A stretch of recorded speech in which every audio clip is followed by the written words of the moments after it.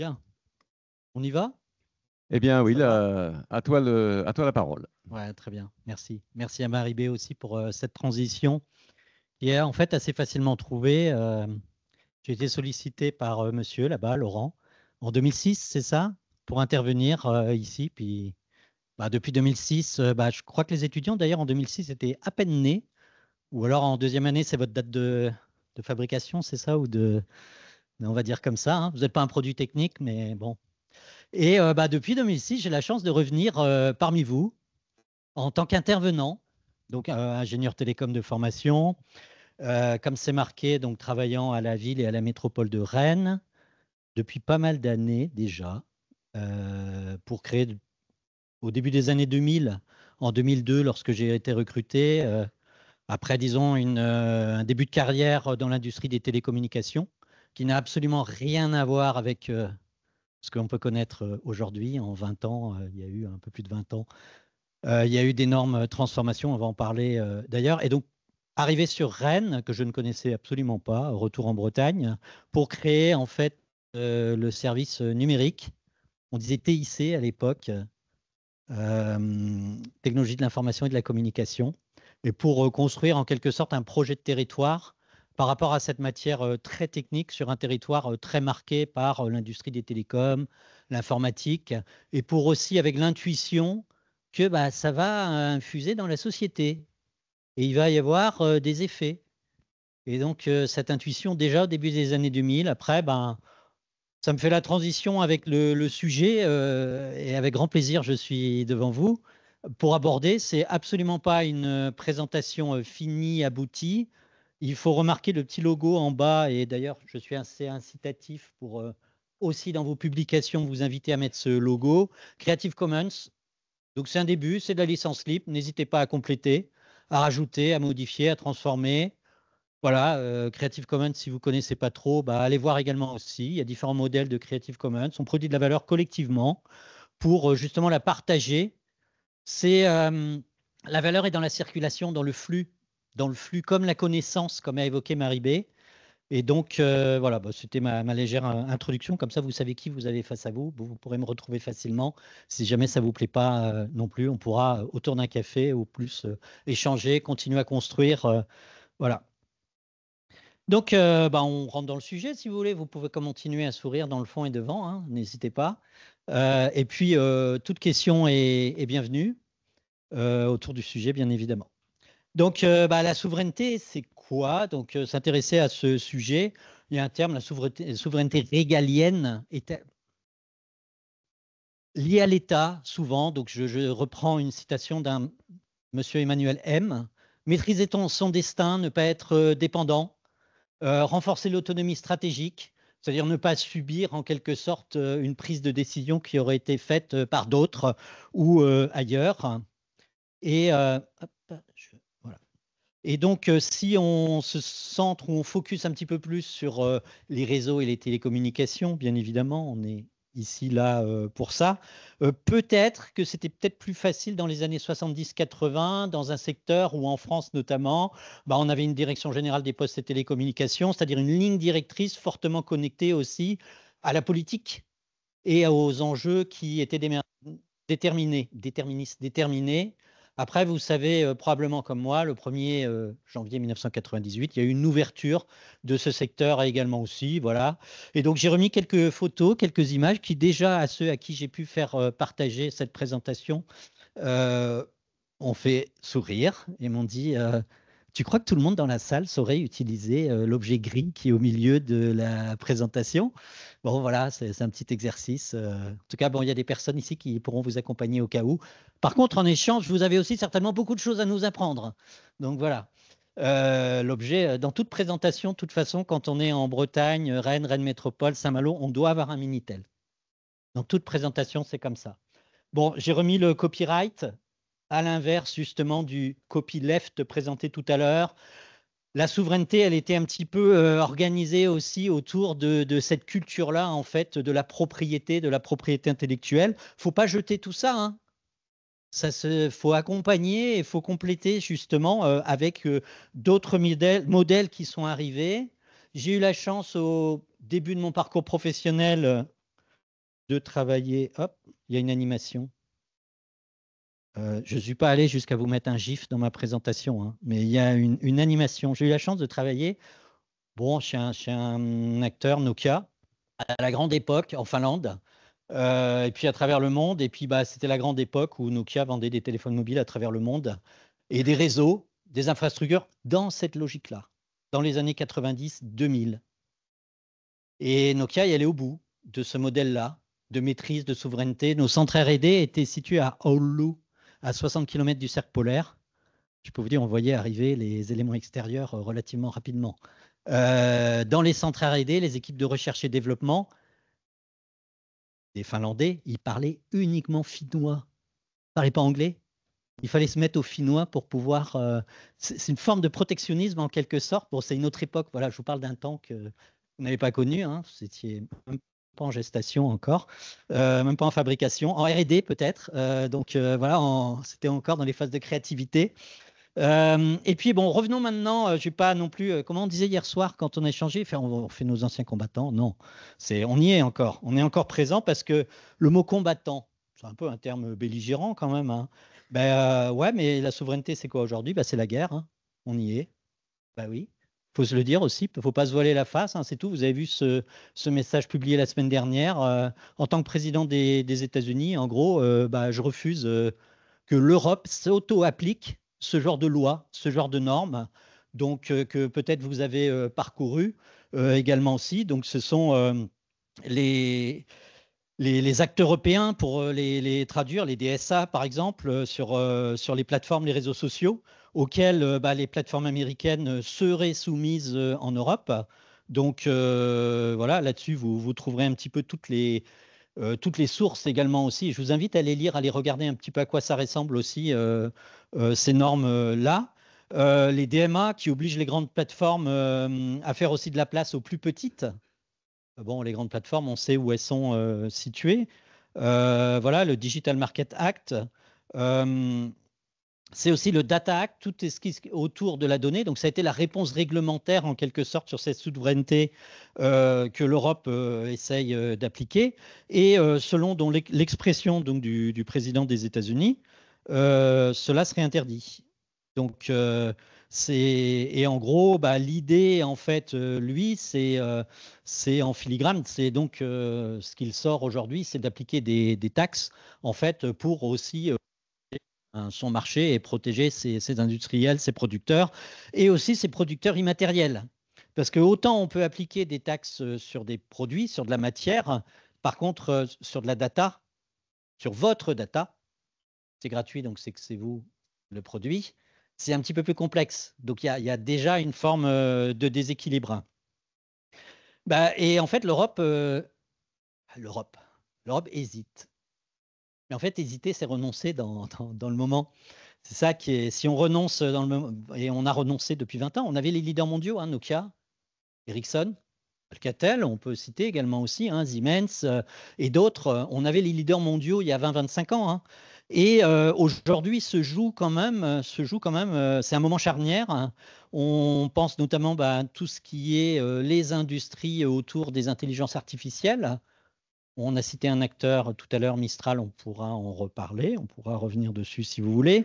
Et aussi les large language models, notamment, qui sont en co-conception grâce à vous utilisateurs.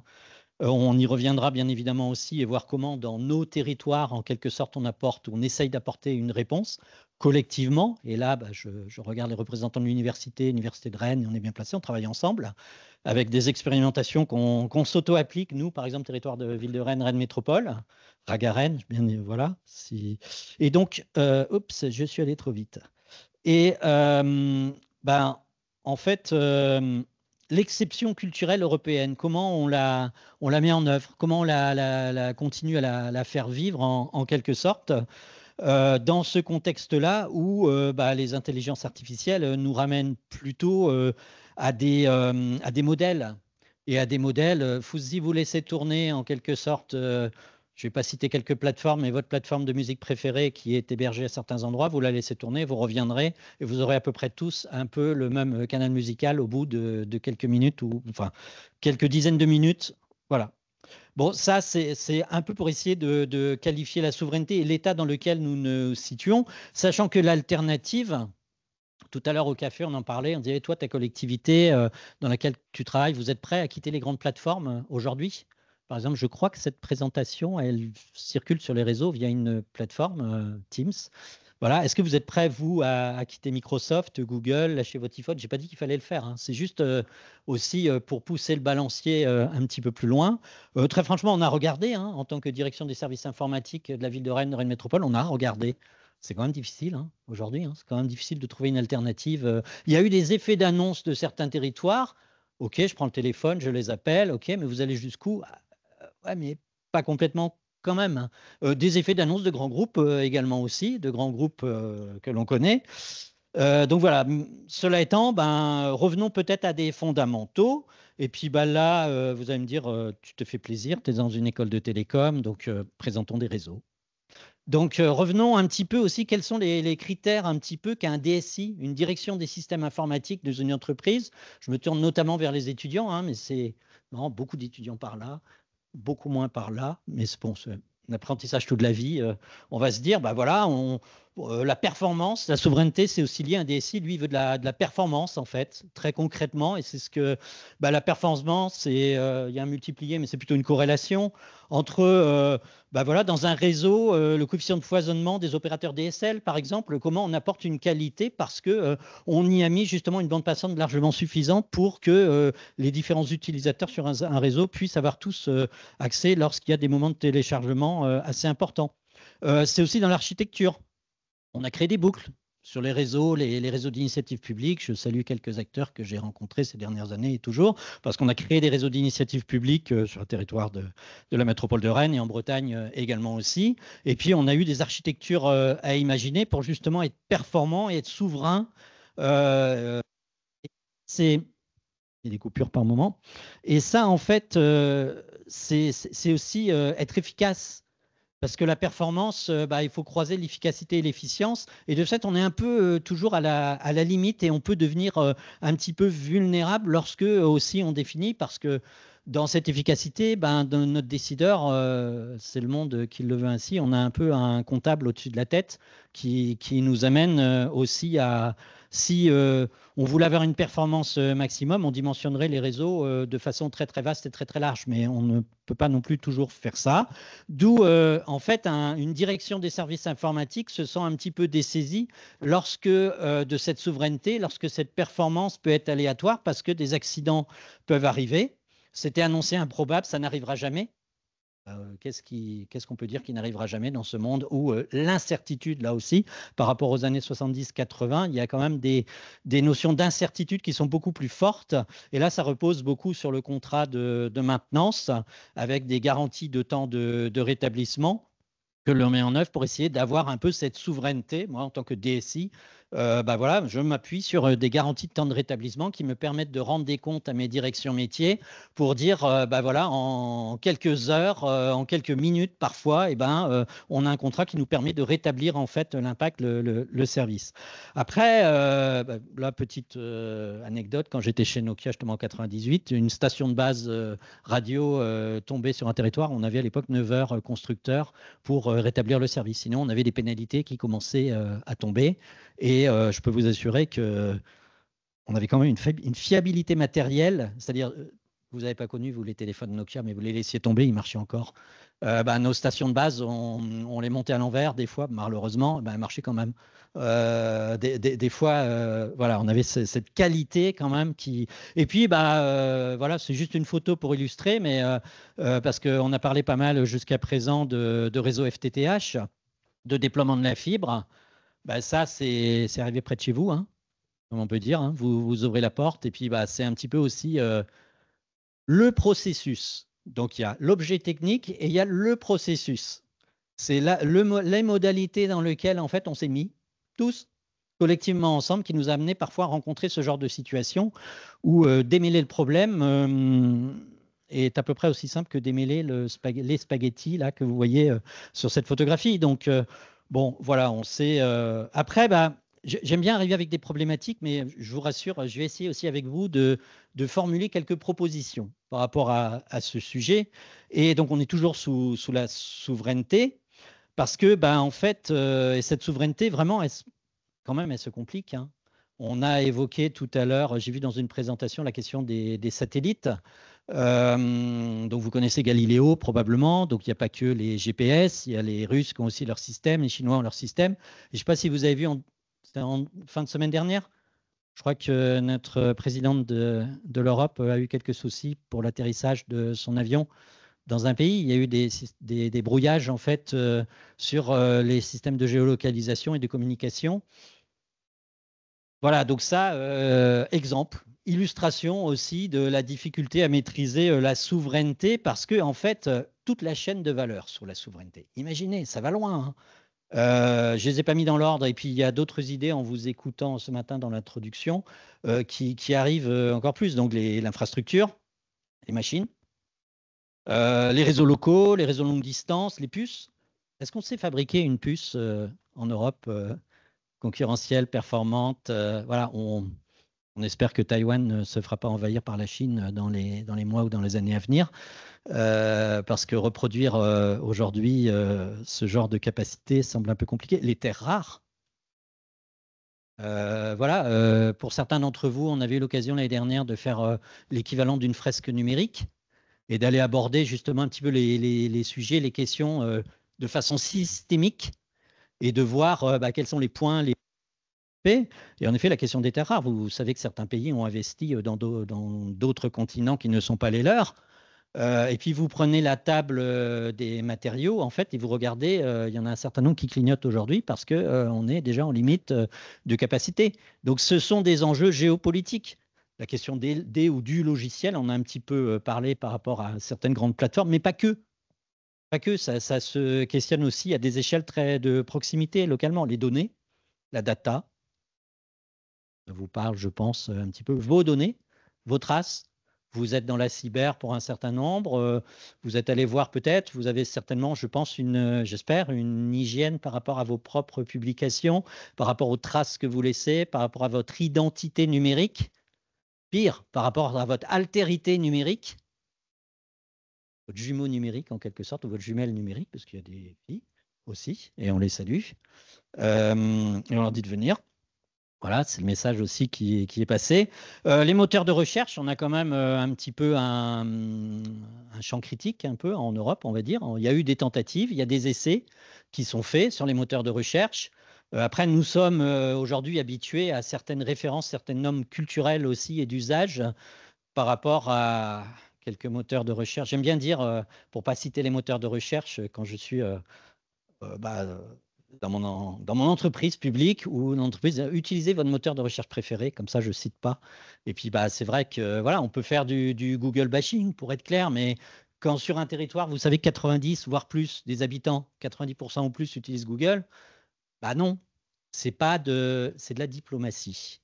Donc on est dans une autre posture, dans une autre attitude aussi de développement économique qui consiste à faire de la diplomatie. Il y a quelques années, sur le territoire de Rennes, nous avions accueilli un atelier Google qui était en quelque sorte une agence diplomatique. Je ne refais pas l'histoire. Certes, il y avait un atelier, vous pouvez y rentrer, vous pouvez tester des outils Google, mais c'était aussi dans l'arrière-cuisine un élément extrêmement intéressant pour rentrer en discussion. Là, c'était plus le corps diplomatique qui pouvait s'exprimer pour entrer en discussion sur un territoire où bah, nos enjeux de développement économique étaient parfois aussi extrêmement liés à la mise en visibilité que peut faire un acteur comme Google. Vous voyez ce que je veux dire ou pas? Je suis suffisamment explicite ou pas? Parce que je commence à employer des termes diplomatiques, donc n'hésitez pas si faut revenir là-dessus, mais c'était bon. Après, on peut continuer. Voilà, les larges langages modèles, donc sur les intelligences artificielles, il est en train de se passer des choses, bien évidemment, mais c'est pas là. Ça a été révélé avec l'arrivée il y a 3-4 ans de ChatGPT et l'usage un petit peu massif, beaucoup massif quand même. Un autre aspect, c'est l'aspect soutien financier, soutien aux entreprises. J'ai eu la chance il y a quelques années d'être expert européen et tous les ans, j'avais un pays différent. Et j'ai analysé les demandes des entreprises de ces pays pour pouvoir en fait regarder quel financement, quel type de financement on pouvait aller apporter en complément. et notamment des pays, je me rappelle du Portugal par exemple, qui a subi une crise économique et financière en 2008 dévastatrice, où ce n'est pas uniquement les particuliers, c'est également les banques qui se sont effondrées. Et par contre, je vous invite à regarder aussi depuis 2008 ce qui s'est passé au Portugal. Et ce qui a été, c'est des modèles assez intéressants à les regarder. Pourquoi je cite ces pays-là? La Lituanie, avec des centres de recherche extrêmement intéressants. Quelle est la capitale de la Lituanie? Vilnius. Quelle est la deuxième capitale de la Lituanie? Parce qu'il y a deux pays dans un pays. Bien, je crois que c'est la balkanisation, vous savez, de Kaunas. Kaunas, des centres de recherche extrêmement intéressants. Par contre, leur difficulté, on est un pays de moins de 10 millions d'habitants. Comment on lève des fonds? Voilà, on veut surtout pas aller discuter avec notre voisin de l'Est, mais nécessité fait loi parfois. Donc, ouais, le soutien et la capacité financière, c'est un sujet également aussi. On a des atouts en France. Hein. On a une organisation déjà, on a des crédits impôt recherche, on a des outils qu'il faut mieux rendre visibles et mieux faire connaître, en effet, et mieux connecter auprès des acteurs économiques et des entreprises. Les compétences, et attention aux compétences, ce que je vous ai montré tout à l'heure, et je ne stigmatise personne, c'est le rang 1, le rang 2, le rang 3 de sous-traitance qui va intervenir ou qui intervient dans le montage de réseaux sur un territoire. Tout ça, c'est bien sûr lié aussi très fortement aux aspects financiers. Combien on paye par mois la personne qui va aller poser les câbles. Mais par contre, la capacité à savoir faire. Si on délègue à un moment donné, la compétence, c'est aussi l'arrivée des intelligences artificielles, très pratique, hein, pour rédiger, pour répondre à une question analytique, question posée, l'exercice de mathématiques. Vous le mettez, vous le posez sur une IA, ça répond. Par contre, votre apprentissage profond, sur du long terme, on le voit, hein, on a mis, par exemple, j'ai fait des expérimentations dans des communes en mettant un robot, un bot, qui répond en fait aux questions posées par les habitants. 80% des questions, il sait y répondre et il répond très bien, et ça désature le standard téléphonique. On a assez immédiatement, dans les 2-3 mois, le temps d'ajustement, de réglage, en fait, une réponse vraiment satisfaisante et intéressante. Par contre, les 20% restants de questions, elles sont complexes. Et là, ça demande un apprentissage profond. Ça demande une vérification puissante par les humains. Et là, ça demande d'avoir des agents, des collaborateurs qui ont une expérience. Et ça commence sur du long terme. Justement, on travaille sur ces sujets-là. Hein. On n'a pas encore assez de recul par rapport à ça. Mais attention, soyons prudents sur l'apprentissage profond et l'impact des intelligences artificielles aussi sur la connaissance dans les organisations. Etc. Le cadre réglementaire, j'en ai parlé un petit peu pour l'illustrer dans la diapositive précédente. Et puis, on pourrait citer des exemples très concrètement. L'hébergement, cloud souverain ou pas? Le mot souverain, voilà. La définition de souverain, les critères, ça commence. Hein. Il y a des grilles d'analyse sur la critérisation de souveraineté sur le niveau, voilà, Clever Cloud, EVH. Je ne fais pas de publicité, hein, mais je suis agent public, c'est juste pour illustrer. Autre illustration, notre RGPD, Règlement général de protection de la donnée. Donc, avantages, inconvénients aussi. Donc, on a des pros et des contre. Hein, donc, Digital Act, régulation. Est-ce qu'on ne se met pas nous-mêmes en Europe des fois des bâtons dans les roues pour justement, sous le prétexte de la souveraineté, je pose justement juste la question et le sujet, pour concurrencer justement des plateformes qui ne sont pas hébergées ici et qui, elles, n'ont pas, on va dire, l'élégance de respecter cette réglementation. Voilà. Après, j'aime beaucoup, et dans les interventions, on a parlé de parrainage à l'université. J'ai la chance d'être parrain depuis 2 ans de la faculté de sciences économiques et du master stratégie, développement, innovation numérique. Et franchement, pour les professionnels qui sont dans la salle, je vous invite à vous engager dans du parrainage et à accompagner les étudiants parce que c'est vraiment intéressant. Il faut vraiment aller le faire. Via la fondation, notamment, il y a un engagement, un contrat hein, que l'on passe ensemble. Et franchement, pour soi, pour les étudiants, c'est ce qui créera ces connexions, justement, également aussi, ces passages. Et allez-y, faites-le. Vous êtes au bon endroit, là, pour commencer et vous dire, allez, à partir d'aujourd'hui, j'y vais. Donc, ouais, j'aime bien. Je leur présente justement les modèles économiques, l'économie du donut, si vous ne connaissez pas. C'est pour les gourmands. en fait. Et on en parle également aussi dans les fresques du numérique. Voilà, je vous invite à aller voir un petit peu. C'est pas du binaire, justement, le numérique. Il faut trouver un petit peu la réponse entre les deux et l'adapter. À chaque fois, à chaque problématique, la réponse, elle n'est pas oui ou non. Tu me montres, t'as vu, tu m'as dit que j'avais du temps, mais je suis sûr, au bout de 5 minutes, c'est vrai que je suis qu'à la troisième diapositive sur 524. Non. Euh, L'innovation, pour être justement binaire et un peu catégorique, on peut contraindre l'innovation. Pour fabriquer un avion Rafale, rien ne sort. C'est-à-dire innovation. J'ai eu la chance d'avoir un échange dans le cadre d'ADN Ouest avec un contre-amiral qui est en charge, en effet, de la façade atlantique et des sous-marins nucléaires lanceurs d'engins. Et il m'a expliqué sa définition de l'innovation. Ouais, on est dans de l'innovation vraiment contrainte et où là, on est en cercle, où rien ne sort. Et donc, voilà, c'est une forme. Et on est sur un territoire, et ça a été cité tout à l'heure, où il y a des pôles d'excellence cyber, où il y a une présence historique aussi du ministère de la Défense. Il y a encore 10 ans ou moins, c'était le secteur cyber était quand même très organisé autour du ministère de la Défense.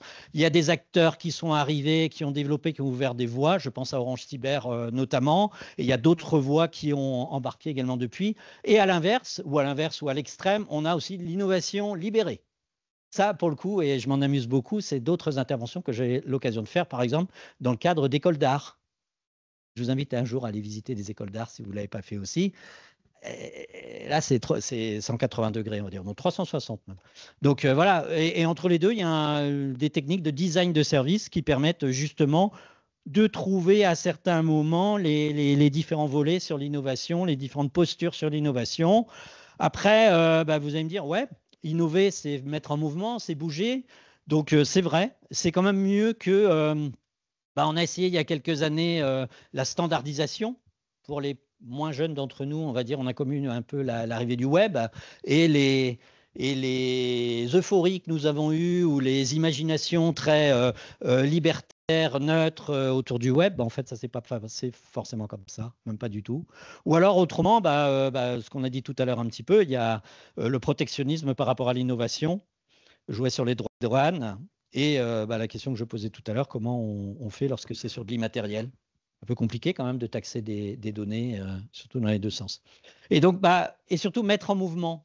Comment aujourd'hui, on déclenche un peu ce mouvement, le triangle de l'inaction. Comment on le casse un peu sans porter c'est votre faute industrielle. Non, c'est les installateurs, c'est les opérateurs, c'est les politiques, c'est les citoyens aussi. Après tout, ils n'ont pas qu'à donner toutes leurs données à ces grandes plateformes.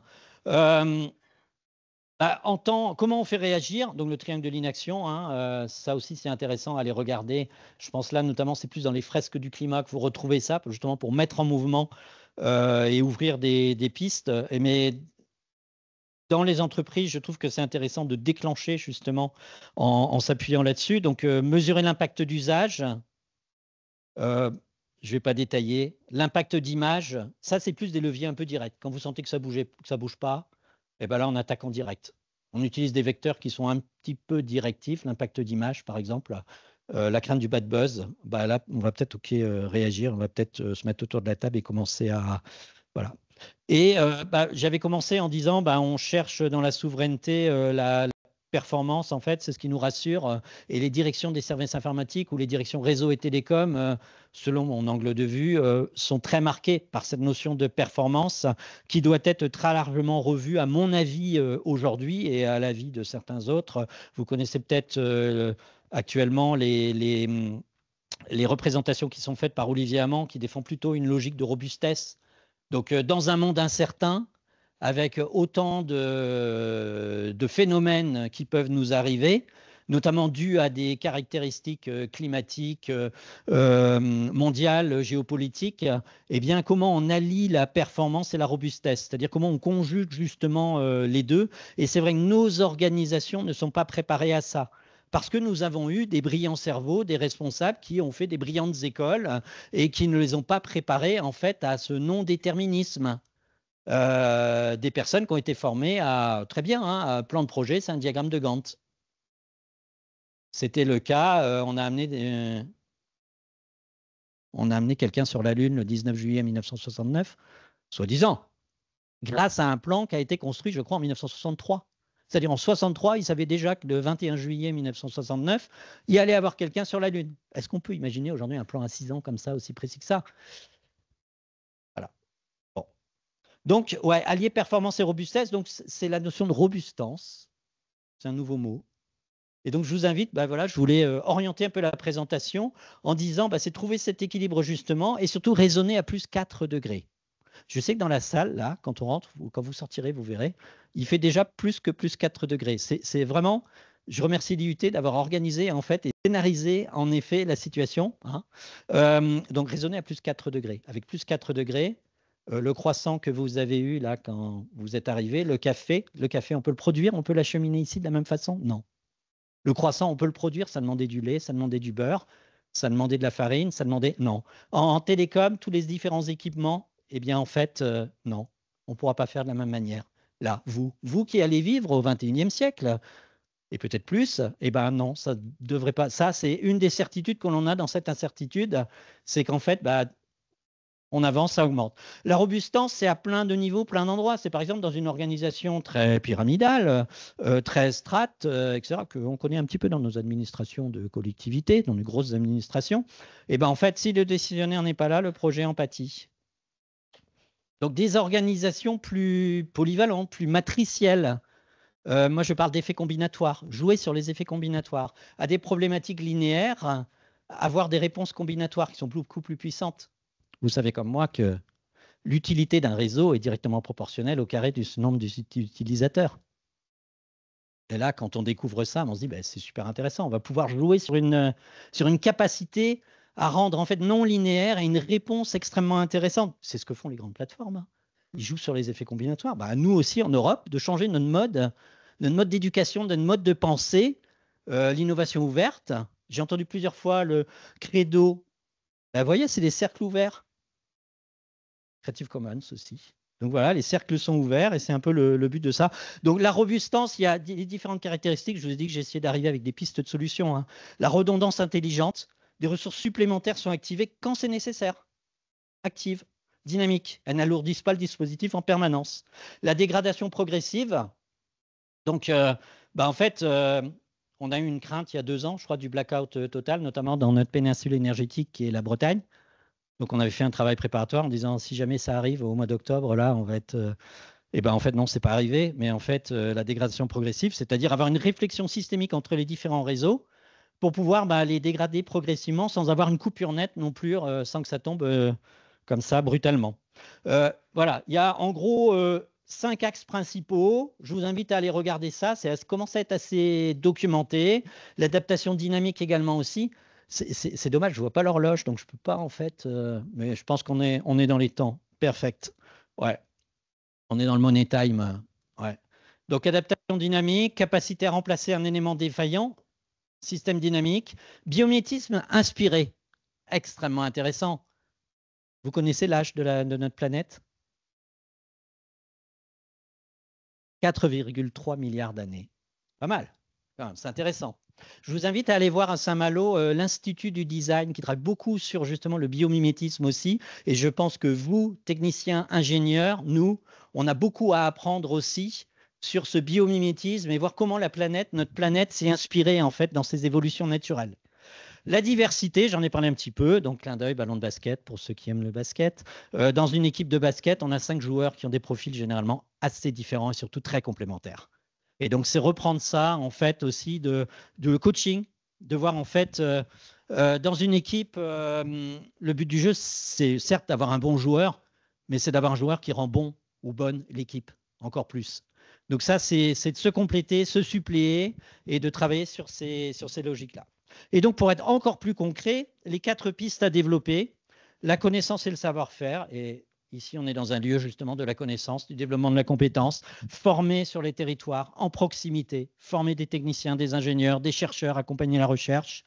Là, je vous délivre un petit peu le plan sur lequel, en ma qualité de direction des services numériques de la métropole de Rennes, dans les services, j'essaye de donner des arguments pour les décideurs, de façon neutre, transparente, non discriminatoire, hein, pour qu'ils puissent s'en saisir dans leur programme politique. Programme de territoire. Parce que le but du jeu, c'est comment on passe d'un territoire de projet à un projet de territoire. Premier axe, je pense qu'on est à peu près, si vous êtes là, la connaissance, le savoir-faire, voilà, territoire apprenant. La diffusion de cette connaissance. Par exemple, moi j'appelle ça la littératie numérique aussi. La compétence minimum requise dans notre société pour pouvoir vivre, survivre, se développer et puis produire de la valeur à un moment donné. Donc on a des mesures en effet de cette littératie numérique. Les filières à redévelopper. Mais qui c'est qui a dit le territoire zéro usine, zéro industrie il y a quelques années, dans les années 90? Qui a dit ça? On l'a pris, moi j'étais étudiant à l'époque, début des années 90, on l'a pris en pleine face, on a compris. Je vois Fred, on n'a pas compris quand on nous a dit ça, nous, alors qu'on travaillait on était dans l'ingénierie, et voilà. Donc redéveloppement local, il faut y aller d'autres façons, probablement. Donc pour ceux qui me connaissent un petit peu, vous savez que je milite aussi pour tout ce qui est réseau des makers, des Fab Labs, du re-engineering en fait par le fer, donc le low-tech, l'économie circulaire, l'économie sociale et solidaire, le SS, donc redynamiser bien sûr avec ce qui existe aussi et tous les acteurs locaux présents que l'on salue, que je salue aussi dans la salle, et c'est bien que vous soyez là, et les modèles économiques à partir de la recherche et de la mise sur le marché. J'ai après une diapo pour chacun de ces actes, mais ça c'est pour donner, ça c'est si jamais, c'est pour le tome 2 ou la suite. Tu peux en dire un mot si tu veux. Ouais, voilà, déjà j'aime bien, voilà, je me suis dit, conjuguons les deux logos et je trouve que ça tombe bien. C'est le but du jeu aujourd'hui, justement, que l'IUT accueille le Cercle Credo et réciproquement, le Cercle Credo, en effet, vient se nourrir aussi de la logique de fonctionnement de l'IUT. Et je salue le travail de Marie-B depuis des années, sincèrement. Et voilà, ouais, on s'entend bien avec Marie-B parce qu'on a le même signe astrologique. On est né le même jour, voilà, comme ça vous le savez. Voilà, donc l'attractivité des talents et des compétences sur les territoires, ouais, c'est important. Et attirer tôt la question des filles, des jeunes filles, le plus tôt possible. On constate sur la ville de Rennes, on fait des études, on fait des analyses, et très très tôt déjà, ces biais, ils arrivent très tôt en fait. Et c'est vrai que oui, depuis 10 ans, 15 ans, on a mis pas mal d'argent public pour soutenir, etc. Et aujourd'hui, si on dresse un bilan, c'est pas formidable au regard. Mais il faut quand même, faut pas le cacher, faut pas le planquer. Regarder justement un peu pourquoi, essayer de comprendre aussi pourquoi ça a moins marché, ça n'a pas bien marché. Donc ouais, c'est un point important. Je rajouterai aussi, n'en déplaise à certains ou pas, la seniorisation. Accepter les seniors aussi. Après 45 ans, on est encore en grande capacité et créons dans les entreprises cette mixité aussi intergénérationnelle. Peut-être des idées, étudiants, seniors. Je milite beaucoup pour la complicité, le binomage, le trinomage dans les organisations. Voilà. Ouais, la notion d'innovation, je voulais revenir là-dessus, sur Schumpeter, etc. Mais non, on n'a pas le temps, on va pas, parce que là, on pourrait en faire. La littératie numérique, j'en ai parlé un petit peu aussi, et c'est un sujet, moi, qui m'anime avec tout ce qui est open badge de compétences dans notre société, notamment les badges ouverts. Et vous pouvez, si vous avez une compétence aussi, vous autosaisir de cette compétence et l'attribuer et le développer. Et un badge, c'est pas une médaille en chocolat, c'est un début d'un parcours.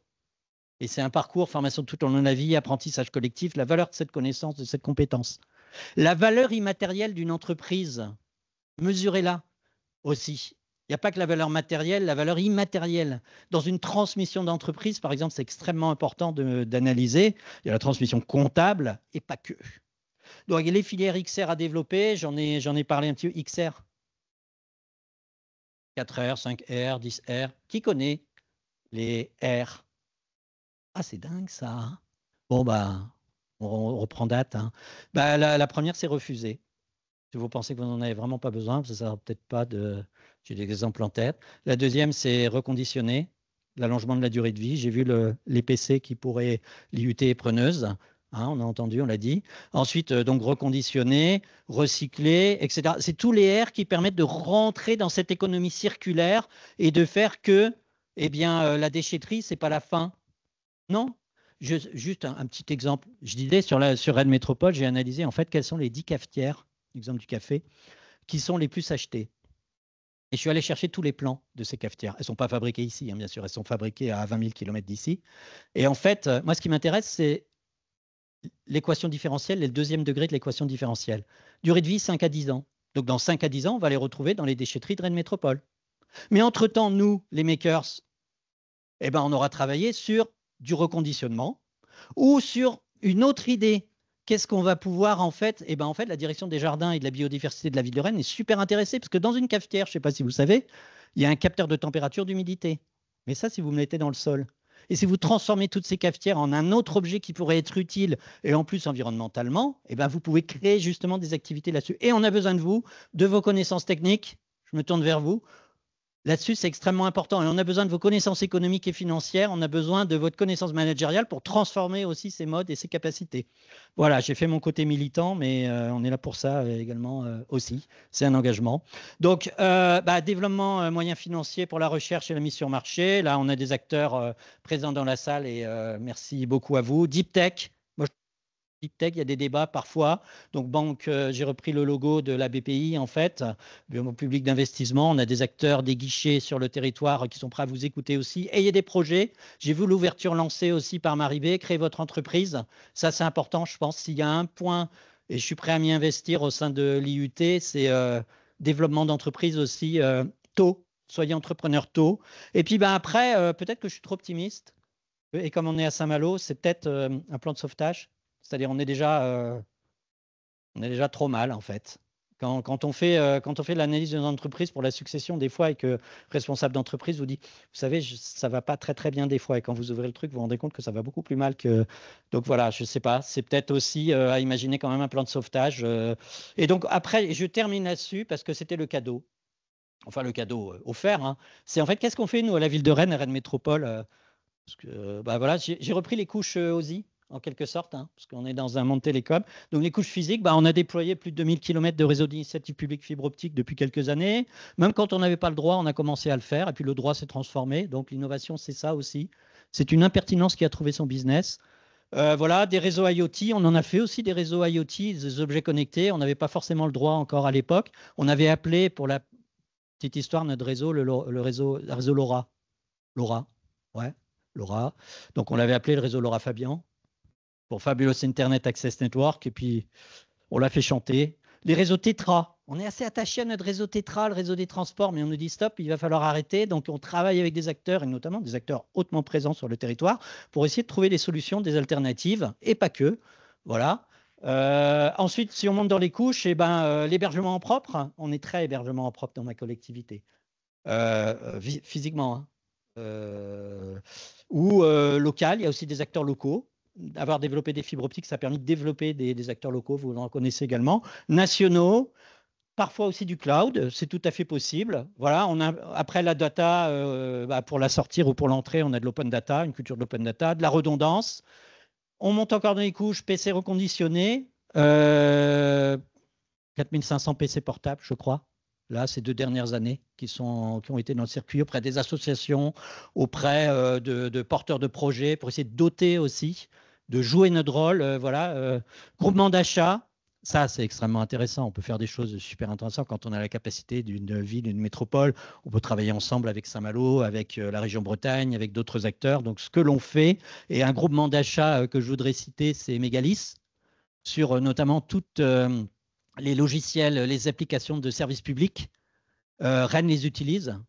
Toutes les communes de la métropole de Rennes sont au moins utilisatrices de quelques services Mégalis. Et ça en bénéficie aussi aux différentes communautés de communes en région Bretagne. Ça, c'est quand même une capacité qu'on a sur notre territoire en Bretagne à travailler ensemble, qui est extrêmement intéressante à mettre en avant et à continuer. Les applications open source, remplacement des logiciels propriétaires, parfois.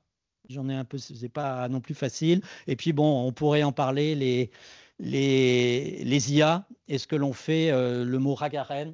Là aussi, ça pourrait faire l'objet d'une conversation. Et puis, tout au-dessus, ce qui est extrêmement important, c'est le PFH, hein, le facteur humain. Donc, le plan de formation des agents, accompagner le changement à tout niveau et rassurer également aussi par rapport à ça. Et donc, cadeau, voilà, notre démarche interne auprès des agents sur l'utilisation de l'IA générative. Les règles dans notre collectivité. Donc ça, c'est un document interne et partageable, je m'en suis assuré. Il manque juste le logo Creative Commons, mais il ne va pas tarder à arriver probablement. Voilà, après 3 ans de réflexion sur l'arrivée des IA génératives, ce qui a été mis en place pour espérer dans cette innovation le maximum de souveraineté. Et je vais m'arrêter là-dessus. Après, il y a les sources qui sont citées. Et j'espère que je n'ai pas trop dépassé le temps de parole, parce que ce n'est pas du tout mon habitude. Hein. Eh bien, merci Norbert de ne pas avoir respecté tes habitudes. Il nous reste quelques minutes avant de conclure. Est-ce qu'il y a des questions? Un peu le temps pour les questions. Vous pouvez continuer à sourire pendant ce temps-là.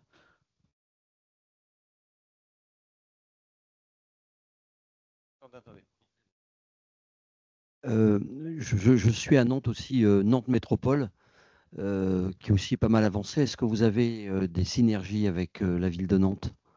On organise des matchs de foot. Oui, à part ça, oui. Moi, je suis Nantais, je suis supporter du Stade Rennais. Bon, voilà. Moi, là-dessus, c'est un terrain. Mais souvent, le foot, ce n'est pas que du foot. Hein. Ouais, évidemment. J'ai rencontré David. Ouais, David Boudinot, okay. qui est le DSIN. On se connaît bien. On s'est vu toute une soirée. On a commencé par boire un coup ensemble et puis on s'est dit, allez, c'est quoi ton projet de territoire là Et notamment, mais je ne veux pas dévoiler à sa place, je trouve que ce que Nantes est en train d'engager sur le lien entre une très grosse DSI, hein, la ville de Nantes et de la métropole de Nantes, hein, c'est vraiment, ils sont beaucoup plus nombreux que nous, c'est une grande ville. Rennes, c'est une grande petite ville et Nantes, c'est une petite grande ville. Vous voyez, c'est le général de Gaulle qui disait ça. Et donc, ouais, et notamment, David, il me dit, moi, filière aussi, filière 4, 5R. L'impact, bon là-dessus, je ne fais pas de politique, comme vous savez, il est hautement suivi par Francky Trichet, le vice-président au numérique, donc on se connaît très, très bien, on discute énormément, mais Nantes, Angers, Brest, Lorient, Quimper, via aussi des organisations dans lesquelles nous sommes membres, hein, Thomas, cher Thomas, on se connaît depuis des années, Mégalis, voilà, ADN Grand Ouest. Oui. Des cultures communes que sont les réseaux des French Tech aussi, qu'on a su dépasser depuis le signal 2014, ministère de l'économie, et puis s'en servir comme des axes en fait d'articulation entre les territoires. Ben ouais, ça viendra. Moi, je crois, ça viendra des territoires. Il y a beaucoup de sujets en commun là, c'est ce que je vois. Proximité, rayonnement, et il faut y aller, il faut y croire, ouais. Ouais. Et ouais, j'ai la chance aussi d'intervenir à l'IAE de Nantes, donc de faire cette connexion universitaire aussi, donc sur le modèle économique et financier qui sont plus mes axes de travaux en fait. Et on a, ce sont des territoires différents. Oui. Il y a beaucoup de complémentarité à aller chercher. C'est ce que je pense. Merci. Eh bien, ce sera le mot de la fin. Il y a beaucoup de complémentarité. Merci beaucoup, Norbert. Au plaisir. Hein.